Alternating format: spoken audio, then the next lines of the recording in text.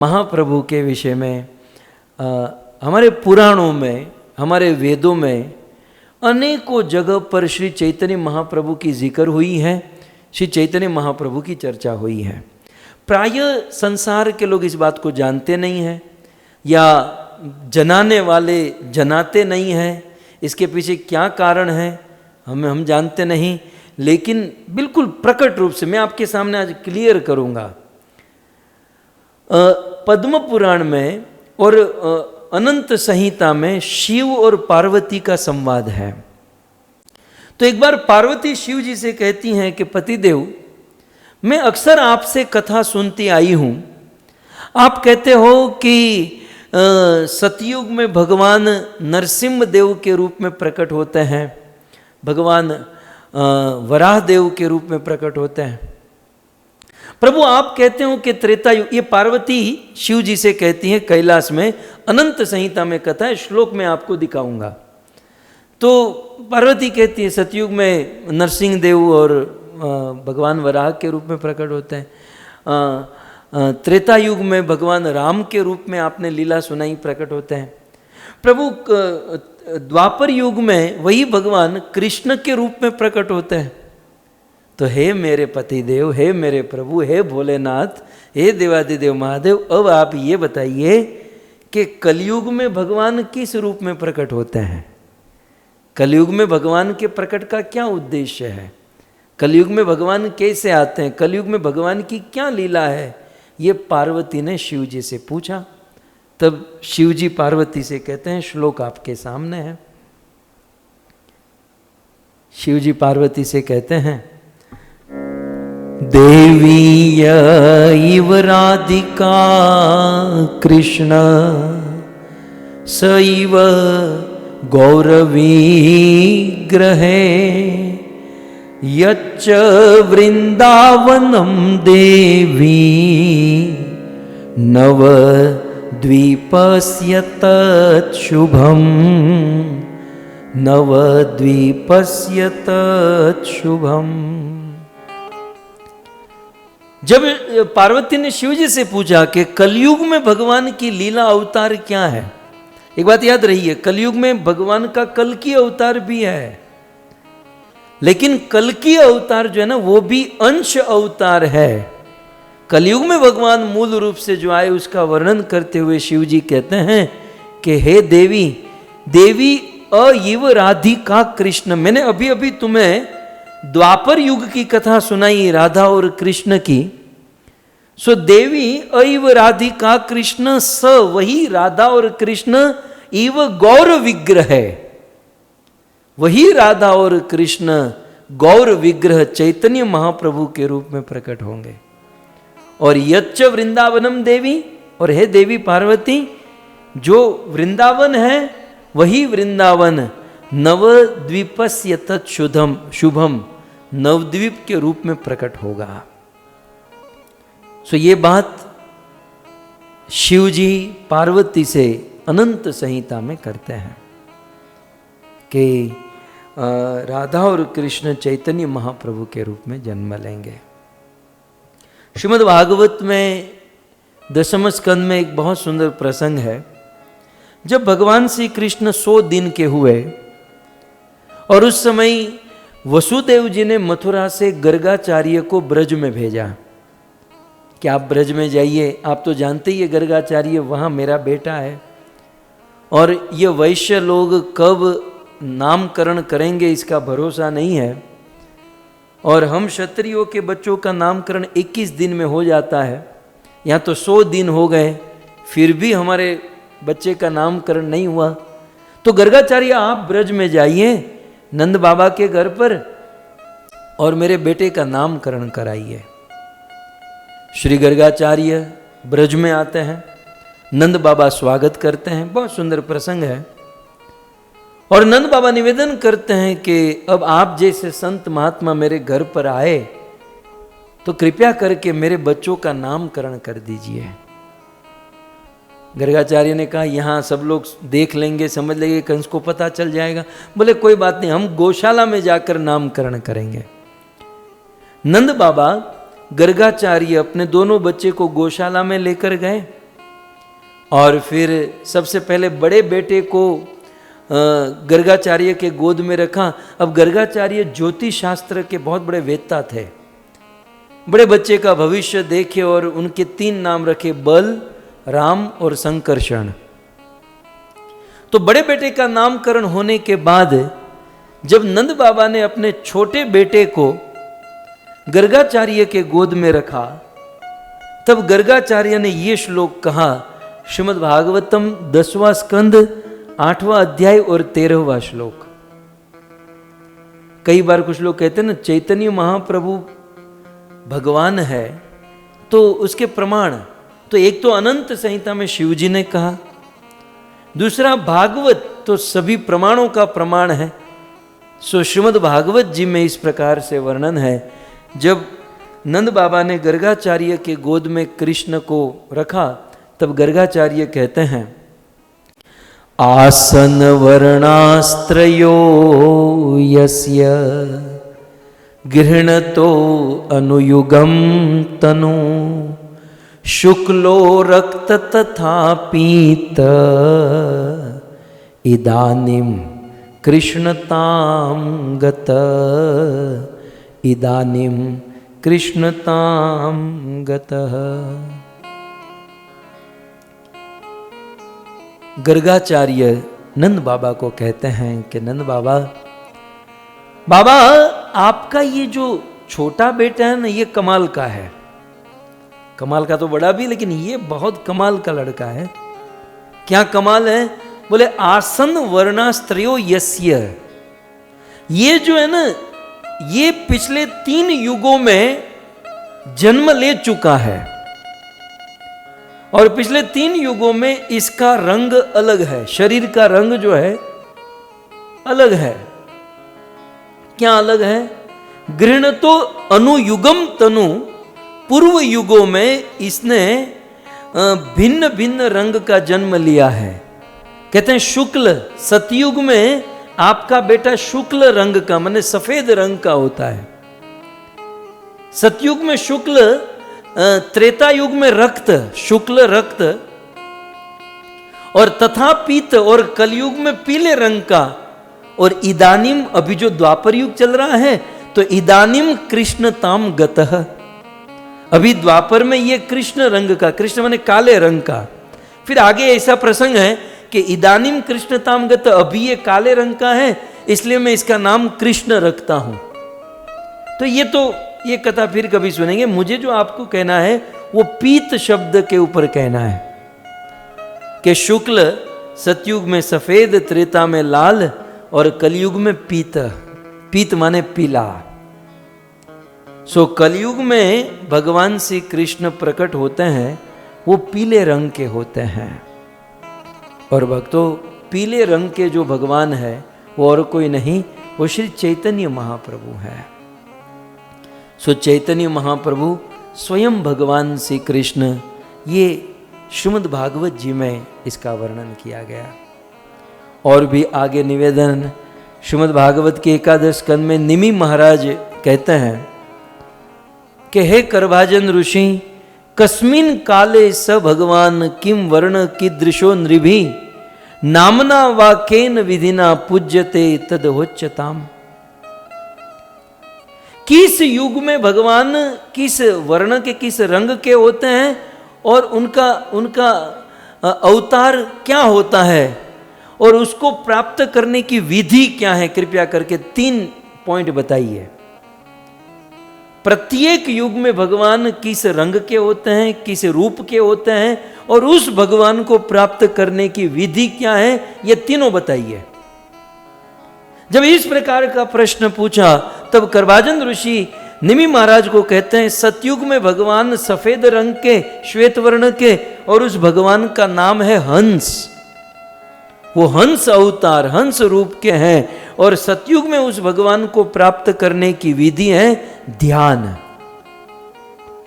फिर इस प्रश्न का उत्तर देते हुए आगे दूसरे श्लोक में कहा, त्रेता युग में जो भगवान प्रकट होते हैं वो रक्त, वो लाल रंग के हैं और उस भगवान का नाम है यज्ञ। और त्रेता के भगवान को प्राप्त करने की विधि है यज्ञ। यज्ञ के द्वारा भगवान यज्ञ को प्राप्त किया जाएगा। द्वापर में भगवान का रंग श्याम वर्ण या नीला रंग का है और भगवान का नाम है कृष्ण, वो स्वयं कृष्ण के रूप में आते हैं। और द्वापर में उस भगवान को प्राप्त करने की विधि है अर्चनम। ये सारी बात इस श्लोक, इस प्रश्न के उत्तर में श्लोकों में बताई। तो सतयुग द्वापर त्रेता हो गया। अब जब कलयुग की बात आई, हमें तो मेन इस पर चर्चा करनी है। तो श्रीमद् भागवत जी के एकादश स्कंद में करभाजन ऋषि ने इस कलयुग के विषय में बताते हुए कहा,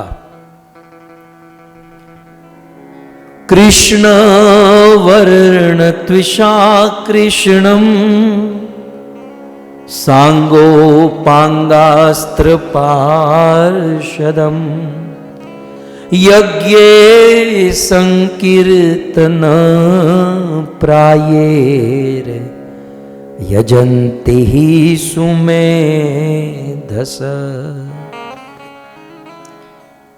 जब कलयुग की बात आई तब श्रीमद् भागवत में करभाजन ऋषि कहते हैं, कृष्ण वर्ण त्विषा कृष्णम। यानी महाराज कलयुग में जो भगवान होंगे, सो कलयुग के भगवान कृष्ण वर्ण। अब इसका अर्थ आप क्या समझोगे? कृष्ण वर्ण, तो कुछ लोग कहते हैं कृष्ण वर्ण माने काला रंग। नहीं, इसका मतलब कृष्ण वर्ण माने काला रंग नहीं होगा, क्योंकि इसके बाद वाला शब्द क्या है? त्विषा अकृष्णम। त्विषा का अर्थ होता है रंग, त्विषा माने अंग की कांति। तो जब दूसरे शब्द में ये क्लियर है, त्विषा अंग का रंग, शरीर का रंग कैसा होगा? अकृष्णम। जब दूसरे शब्द में रंग की बात आई है तो पहले शब्द में रंग नहीं लिया जाएगा। वर्ण के दो अर्थ होते हैं, वर्ण माने रंग भी होता है और वर्ण का अर्थ वर्णन भी होता है। जैसे हम कहते हैं ना वर्णमाला, क ख ग घ च छ ज ज ट थ ड ण, ये सब भूल गए हम लोग, इसे वर्ण कहते हैं। तो यहां पर कृष्ण वर्ण का अर्थ यह है कि कलयुग में जो भगवान आएंगे वो भगवान कृष्ण का वर्णन करेंगे। कृष्ण वर्ण माने वो स्वयं कृष्ण का वर्णन करेंगे, कृष्ण का कीर्तन संकीर्तन आदि करेंगे। और उस भगवान की त्विषा, कलयुग के भगवान की जो त्विषा, शरीर का रंग जो है वो अकृष्णम, संधि विच्छेद करेंगे ना तो त्विषा अकृष्णम, कृष्ण माने काला और अकृष्ण माने गोरा। तो कलयुग के भगवान एक तो कृष्ण का कीर्तन करेंगे, वर्णन करेंगे, दूसरा उसके शरीर का रंग कैसा होगा? गोरा रंग होगा। श्रीमद् भागवत के एकादश स्कंद में करभाजन ऋषि ने 11, 5 और 32 इस श्लोक में जो जो चीज बताई, एक और मात्र एक चैतन्य महाप्रभु में ही खटेगी। आप लोग खटाने का प्रयास कीजिएगा और कल कहिएगा। यदि कोई दूसरा बैठता है, दूसरा फिट होता है तो आप कहिए कोई बापू बाबा कोई इसमें, लेकिन कोई नहीं आएगा, एकमात्र कृष्ण ही आएगा, चैतन्य महाप्रभु ही खटेंगे। क्योंकि महाप्रभु कृष्ण का वर्णन किए, त्विषा अकृष्णम।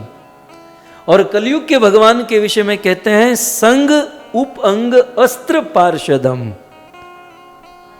अन्य अन्य युगों में भगवान ने धनुष अस्त्र बनाया, भगवान ने सुदर्शन चक्र को अस्त्र शस्त्र बनाया, परंतु कलयुग में जो भगवान आएंगे उस भगवान का अस्त्र और शस्त्र क्या होगा? तो कहते हैं संग उपअंग। श्री चैतन्य महाप्रभु के उप अंग माने उनका शरीर, उनका रूप ही उनका शस्त्र होगा, और दूसरा संग, उनके संगी, उनके पार्षद ही उनके शस्त्र होंगे। श्री चैतन्य महाप्रभु के पार्षद ही चैतन्य महाप्रभु के शस्त्र का काम करेंगे। अर्थात द्वारिका लीला में, द्वापर युग में जो नंद बाबा है वो चैतन्य महाप्रभु की लीला में जगन्नाथ मिश्र बनेंगे, यशोदा मैया शची देवी बनेगी, रोहिणी देवी पद्मावती बनेगी, वसुदेव जी मुकुंद देव हड़ाई पंडित बनेंगे, मधुमती सखी नरहरि प्रभु बनेगी, बलराम और अनंग मंजरी मिलकर नित्यानंद प्रभु बनेंगे, महाविष्णु और सदाशिव मिलकर अद्वैत आचार्य बनेंगे, राधा रानी और भक्ति देवी मिलकर गदाधर पंडित बनेंगे, नारद जी और भक्त मिलकर श्रीवास पंडित बनेंगे, वृषभानु बाबा पुंडरीक विद्यानिधि बनेंगे, सुबल सखा गदाधर पंडित के रूप में, गौरीदास पंडित के रूप में प्रकट होंगे, मधुमंगल श्रीधर खोलावेचा के रूप में प्रकट होंगे, ललिता सखी स्वरूप दामोदर के रूप में प्रकट होगी, विशाखा सखी राय रामानंद के रूप में प्रकट होगी, और सांदीपनी मुनि ईश्वर मुनि पुरी के रूप में प्रकट होंगे। और ये सब आएंगे तो हनुमान जी क्यों रह जाए? हनुमान जी ने कहा मैं भी आऊंगा। हनुमान जी मुरारी गुप्त के रूप में प्रकट होंगे। तो इस प्रकार से श्रीमद् भागवत में जो ऐलान किया गया कि संगोपांग पार्षदम, संग और उपअंग के साथ आएंगे, तो श्री चैतन्य महाप्रभु के शस्त्र उनके अपने पार्षद है, उनके अपने डिवोटी हैं। सो कलयुग के जो भगवान है, उस भगवान के शस्त्र उनके पार्षद होंगे। और ये सारे पार्षदों का वर्णन कवि कर्णपुर ने किया है। अच्छा, वो भगवान को प्राप्त करने की विधि क्या है? जैसे पहले कहा ना, सतयुग में ध्यान, त्रेता में यज्ञ, द्वापर में परिचर्या, और कलयुग के भगवान को प्राप्त करने की विधि क्या है? तो कहते हैं यज्ञे संकीर्तन प्राये यजन्ति सुमेधस, यज्ञे संकीर्तन प्राये यजन्ति सुमेधस। कलयुग में आने वाले भगवान को प्राप्त करने की विधि है यज्ञ, लेकिन वो द्रव्य यज्ञ नहीं, वो होम हवन कुंड वाला यज्ञ नहीं, यज्ञ संकीर्तन। कलयुग के भगवान चैतन्य महाप्रभु, और उसे प्राप्त करने की विधि है संकीर्तन। देखिए, ये अब इस पर विचार करें तो बहुत सारी बातें हैं। फिर क्या शब्द है? प्राये। प्राये माने 99%। कलयुग में 99% जो है वो संकीर्तन से ही भगवान मिलेंगे। बाकी जितनी भी विधि विधान अन्य भक्ति वो 1% में आती है। बाकी संकीर्तन प्राये, प्राये माने 99%। लेकिन दुख की बात यह है, निमि यजंती ही सुमेधस, लेकिन कलयुग में मेधा माने बुद्धिमान, सुमेधा माने बहुत बुद्धिमान। कलयुग में बहुत बहुत बुद्धिमान आदमी होगा, वही इस भगवान का भजन करेगा। यजंती ही, निश्चित ही चैतन्य महाप्रभु को वही व्यक्ति समझ पाएगा, जान पाएगा और संकीर्तन कर पाएगा जो बहुत बहुत बुद्धिमान होगा। और इसी बात को मैं कनेक्ट करूं भगवत गीता के साथ, तो गीता में योग योगेश्वर कृष्ण ने कहा, माया अपहत ज्ञाना, जिसकी मति भ्रष्ट हो जाएगी, जिसकी बुद्धि भ्रष्ट हो जाएगी, वो लोग कलयुग में देवी देवताओं की उपासना करेंगे। और जो महाबुद्धिमान होंगे वो चैतन्य महाप्रभु की उपासना करेंगे। सो भक्तों, इस प्रकार से श्री चैतन्य महाप्रभु, जिसका आविर्भाव दिन, उस चैतन्य महाप्रभु के विषय में अनंत संहिता में शिव जी ने पार्वती से निवेदन किया, और श्रीमद् भागवत जी में 2 बार, एक बार गर्गाचार्य ने नंद महाराज को और दूसरी बार करभाजन ऋषि ने निमि महाराज को। आइए, आजकल कुछ लोग शिव पुराण का ज़्यादा अभ्यास करते हैं। शिव पुराण में भी निवेदन किया गया है, द्विजा भुवि जायदम भक्त रूपिण, कलो संकीर्तन आरंभे भविष्यामि सची सुतः। शिव पुराण में ऐसा प्रसंग आता है कि जब सारे देवता भगवान के पास जाते हैं और देवतागण भगवान से अवतार लेने के लिए निवेदन करते हैं, तब देवताओं के लिए आकाशवाणी होती है। शिव पुराण का ये श्लोक है। तो देवताओं को आकाशवाणी होती है, और आकाशवाणी में कहते हैं कि द्विजा भूमि जायदम भक्त रूपिण। आकाशवाणी से भगवान कहते हैं मैं जन्म लूंगा, लेकिन द्विजा भूवि, इस भूमि के ऊपर द्विजा ब्राह्मण के घर पर जन्म लूंगा कलयुग में, और जायदम भक्त रूपिण, और इस बार कलयुग में मैं जब आऊंगा तो भक्त के रूप में आऊंगा। और कलो संकीर्तन आरंभे, और कलयुग में संकीर्तन प्रारंभ करूंगा। भविष्यामि सची सुतः। देवताओं ने कहा थोड़ा क्लियर कीजिए, आप ब्राह्मण के घर पर लेकिन कहाँ आओगे? तो कहते हैं सची सुतः, सची माता का पुत्र बनकर इस कलयुग में आऊंगा और कलयुग के संकीर्तन को मैं प्रारंभ करूंगा। सो इस प्रकार से शिव पुराण में भी श्री चैतन्य महाप्रभु का जिक्र इस प्रकार से हुआ है। अब कौन कहेगा कि श्री चैतन्य महाप्रभु भगवान नहीं है, श्री चैतन्य महाप्रभु स्वयं कृष्ण नहीं है? प्रसिद्ध ग्रंथ महाभारत की बात आप देखिए, प्रसिद्ध ग्रंथ महाभारत, और उस महाभारत में विष्णु सहस्त्र नाम का वर्णन है। श्री महाभारत में विष्णु सहस्त्र नाम का ये श्लोक है। भगवान विष्णु के 1000 नाम श्लोकों में दिए गए हैं, उनमें से ये श्लोक हैं। ये सारे भगवान विष्णु के नाम हैं। अब मैं आपको चैलेंज करूं, ये भगवान विष्णु के नाम है महाभारत विष्णु सहस्त्र नाम में, तो उसमें लिखा सुवर्ण वर्ण हेमांगो वरांगस चंदनांगदी संन्यास कृत क्षम शांतो निष्ठा शांति परायण। तो भगवान विष्णु का एक नाम है सुवर्ण वर्ण, सुवर्ण वर्ण। तो सुवर्ण वर्ण का अर्थ होता है सुंदर वर्ण का जो वर्णन करता है। और इस दुनिया में सुंदर वर्णन क्या है? नामना मुख्य तरम नामम कृष्णाख्यम में परम तप। श्रीमद् भागवत में कहा गया कि सुवर्ण सुंदर वर्ण एक ही है और वो है कृष्ण। तो सुवर्ण वर्ण सुंदर वर्ण कृष्ण का वर्णन जो करते हैं उसे सुवर्ण वर्ण कहते हैं। कुछ लोग कहेंगे यहां सुवर्ण वर्ण माने सोने जैसा वर्ण, नहीं, क्योंकि इसके बाद वाला जो शब्द है ना हेमांग, तो हेमांग का सीधा अर्थ है हेम अंग। हेम माने सोना और अंग माने शरीर।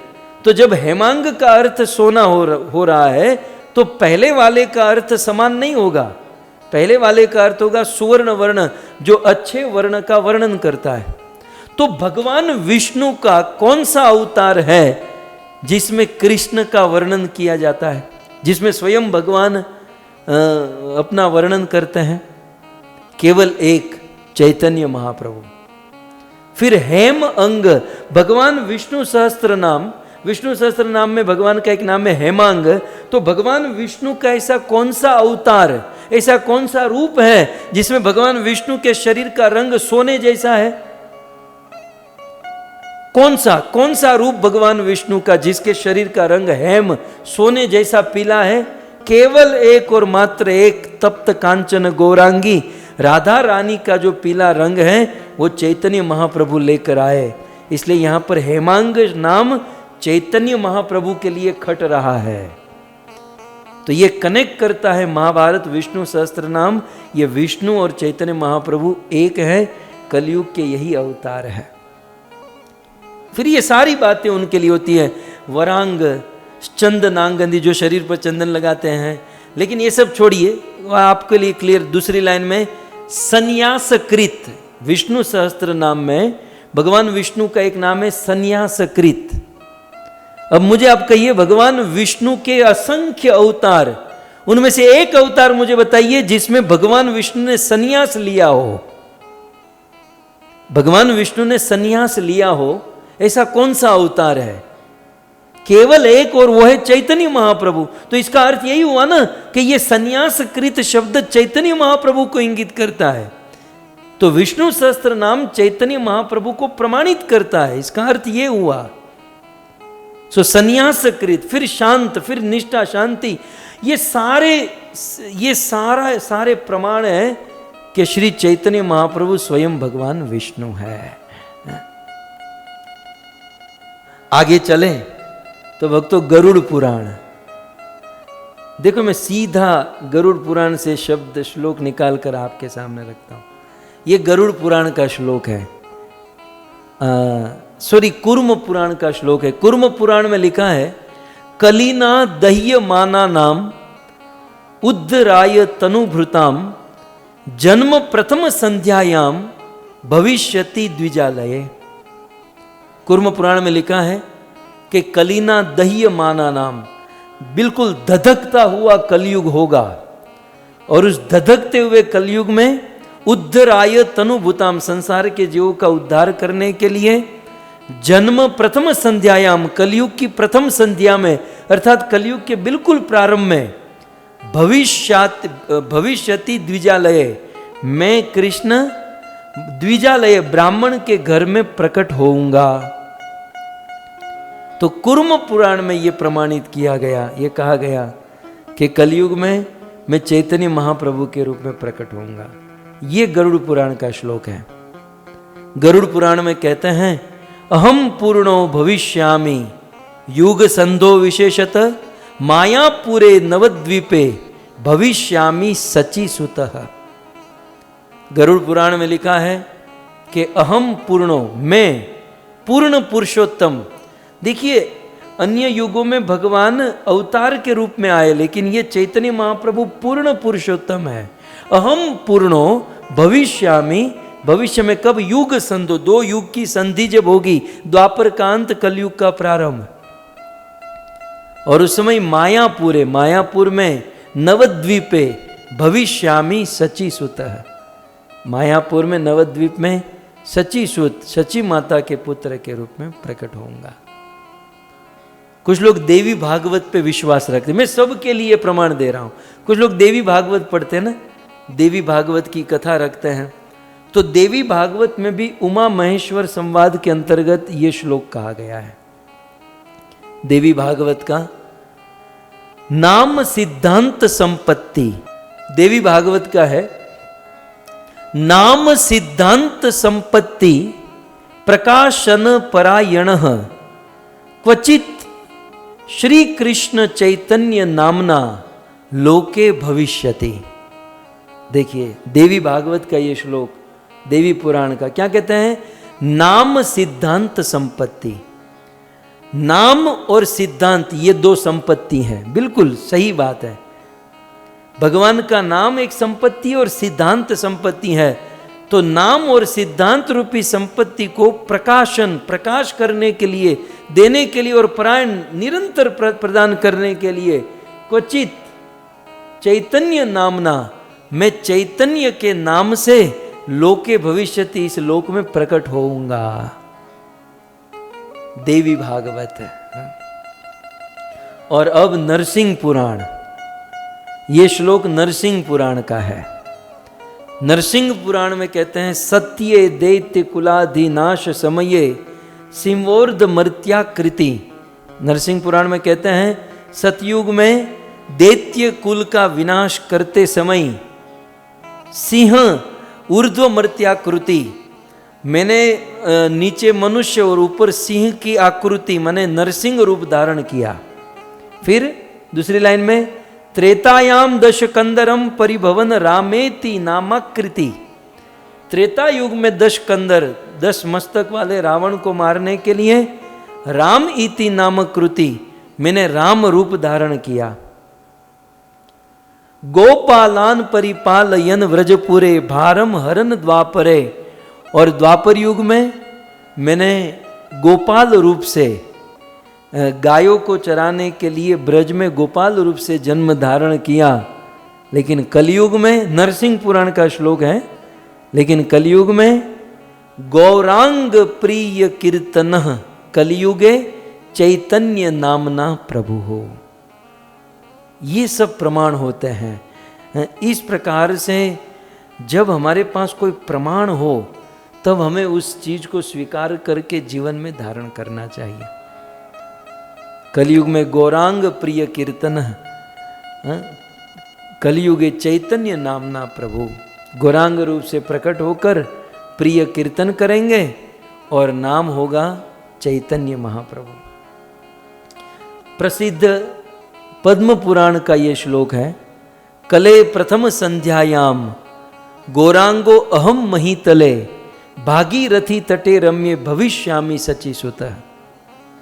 पद्म पुराण में कहते हैं कलयुग की प्रथम संध्या में मैं गौरांग रूप से इस धरती पर भागीरथी के तट पर सच्ची सुत के रूप में प्रकट होऊंगा। और ऐसा ही श्लोक ब्रह्म पुराण में भी है, साथ ही साथ दिखा दूं। कले प्रथम संध्याम गौराम महीतले भागीरथी तटे भूमनि भविष्यामि सनातन। और फिर अंत में मत्स्य पुराण में कहते हैं, मंडो गौर सुधीर सुदी दांग स्त्री स्तोत्र तीर संभव दयालु कीर्तन ग्राही भविष्यामि कलो युगे। भागीरथी गंगा के तट पर भविष्य में कीर्तनग्राही कीर्तन करते हुए कलयुग में स्वयं भगवान चैतन्य महाप्रभु के रूप में प्रकट होंगे। और भी बहुत सारे, मेरे पास तो ये मार्कंडेय पुराण का प्रमाण है।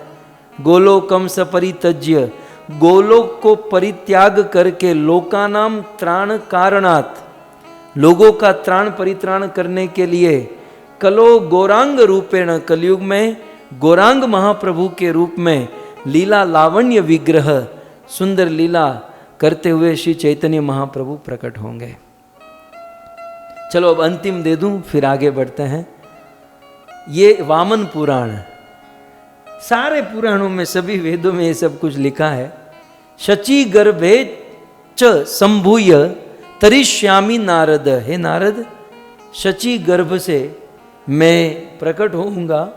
कैसे, कब? कली घोर तमच्छानात सर्वानाम आचार वर्जितान, जब कलयुग में लोग आचरण से वर्जित होंगे तब मैं कलयुग में प्रकट होऊंगा। सो कुल मिलाकर मैंने जो प्रमाण दिए, ऐसे असंख्य प्रमाण हैं। इन शास्त्रों के प्रमाण से यह साबित होता है कि श्री चैतन्य महाप्रभु स्वयं भगवान है। यदि भगवान है, अब प्रश्न ये है, चैतन्य महाप्रभु यदि भगवान है तो 24 अवतार में उनका नाम क्यों नहीं है? ये आप लोग मत पूछे, मैं ही पूछता हूं। यदि चैतन्य महाप्रभु भगवान है तो 24 अवतार में नाम होना चाहिए। श्री चैतन्य महाप्रभु का 24 अवतार में नाम क्यों नहीं है? इसका जवाब दूर नहीं जाना है, श्रीमद् भागवत में प्रहलाद महाराज ने दिया। श्रीमद् भागवत में श्री प्रहलाद महाराज कहते हैं कि भगवान नरसिंह देव को स्तुति करते हुए कहते हैं कि हे प्रभु नरसिंह देव, इत्थम नृतिर्य, कहते हैं इत्थम इस प्रकार, नृतिर्यग, नृ माने मनुष्य रूप लेकर आप अवतार लेते हो, तिर्यग माने पशु पक्षी के रूप में अवतार लेते हो, ऋषि ऋषि बनकर अवतार लेते हो, देव देव बनकर अवतार लेते हो, मत्स्य अवतार धारण करते हो। क्यों? क्योंकि लोकान विभाव यसी, क्योंकि लोगों का उद्धार करने के लिए। धर्म महापुरुष पासी युगानुवृत्तम छन्न कलो यद भव स्त्री युगो। यहां पर मेन शब्द जो है ना, दूसरी लाइन के अंत में आप देखिए, त्रियुगो। हे नरसिंह देव भगवान, प्रहलाद महाराज नरसिंह देव भगवान से कहते हैं कि हे नरसिंह देव भगवान, आपको त्रियुगी कहा जाता है। आप देखिए, त्रियुगो भगवान का एक नाम है, त्रियुग, त्रियुगी। क्यों? तो हे प्रभु, आपको त्रियुग इसलिए कहते हैं क्योंकि आप 3 युग में, सतयुग, त्रेता और द्वापर, इन 3 युग में आप मनुष्य अवतार, पशु पक्षी अवतार, ऋषि अवतार, मत्स्य अवतार, देव अवतार, आप ये सब अवतार लेते हो, त्रियुग। लेकिन कलो, दूसरी लाइन में देखिए, दूसरे पद में, लेकिन कलो छन्न, लेकिन कलयुग में आप छन्न अवतार लेते हो। अन्य 3 युगों में आप प्रकट अवतार लेते हो, लेकिन कलयुग में आप अवतार तो लेते हो लेकिन छन्न कलो, छन्न माने छिपा हुआ अवतार, सीक्रेट अवतार, ढका हुआ अवतार। सो प्रभु, अन्य 3 युगों में आप प्रकट रूप से अवतार लेते हो, परंतु कलयुग में छन्नो प्रछन्न अवतार, छिपे हुए आप आते हो, इसलिए आपका नाम ही है त्रियुगी। सो भक्तों, इसमें हमें आश्चर्य नहीं करना, श्रीमद् भागवत में ही यह सिद्धांत बताया गया है कि अन्य 3 युगों में भगवान प्रकट रूप से आएंगे, लेकिन कलयुग में जो भगवान आएंगे वो छिप कर आएंगे, वो ढके हुए होंगे, वो सब लोग उनको नहीं जान पाएंगे। उनको जानने के लिए सिद्धांत आदि समझने होंगे। तो इस प्रकार भगवान कलयुग में छिप कर आते हैं। तो मन में प्रश्न होता है कि कलयुग में भगवान क्यों छिप कर आते हैं? तो अब मेन पॉइंट यह है कि भाई कलयुग में भगवान छिपकर क्यों आते हैं? तो कलयुग में भगवान प्रसन्न होकर छिपा हुआ अवतार इसलिए क्योंकि भगवान अपनी 3 इच्छा पूर्ण करना चाहते हैं। ध्यान से, यदि कलयुग में भगवान छिपकर न आए, प्रच्छन्न ढक कर सीक्रेट रूप से न आए, तो उनकी इच्छा अधूरी रह जाएगी। सो कलयुग में भगवान इसलिए छिपकर आते हैं क्योंकि भगवान अपनी इच्छा को पूर्ण करना चाहते हैं। और एक बात कहें, हमारे भगवान रसिक शेखर हैं, रसराज है। मन में यह भी प्रश्न हो सकता है कि आप्त कामस्य का स्पृहा, भगवान की भाई कौन सी इच्छा? भगवान को भी इच्छा होती है। भगवान को भी इच्छा हो तो भगवान में और हम में क्या अंतर? और भगवान की भी इच्छा अधूरी रहती है तो उस भगवान में और हम में क्या अंतर? लेकिन क्योंकि भगवान रसराज है, भगवान रसिक शेखर है, और रसराज रसिक शेखर भगवान को रस को भोगतने की जो कामना इच्छा है, वो उनका दोष, वो उनकी कमी नहीं, वो उनका गुण है, वो उनकी रसिकता है कि वे रसों को भोगतना चाहते हैं। तो रसिक शेखर भगवान अपने गोलोक धाम में कुछ रस को भोगत नहीं सकते थे। कुछ ऐसे रस जो भगवान श्री कृष्ण को गोलोक में नहीं मिलते थे, इसलिए वे भगवान कृष्ण इस ब्रज में प्रकट हुए, और ब्रज में प्रकट होकर ब्रजेंद्र नंदन श्याम सुंदर के रूप में उन्होंने गोपियों के साथ, सखाओं के साथ सुंदर सुंदर लीला की।